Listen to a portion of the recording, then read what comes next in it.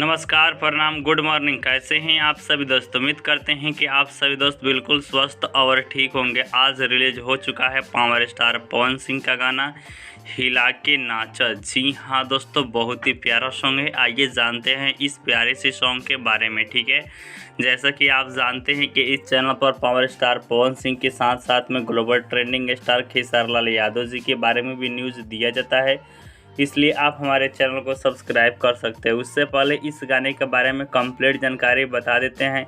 Actress कौन है, singer है कौन है, कहां पर रिलीज़ किया गया है। तो गाने का नाम है हिला के नाचो। सिंगर है पावर स्टार पवन सिंह और शिल्पी राज जी। गीत लिखे हैं छोटू यादव। म्यूजिक है आर्या शर्मा का। जो एक्ट्रेस है उनका नाम है कोमल सिंह जी। और इस गाने को रिलीज़ किया गया है DRJ records Bhojpuri YouTube channel पर। गाने का लिंक इसी वीडियो के डिस्क्रिप्शन बॉक्स में है।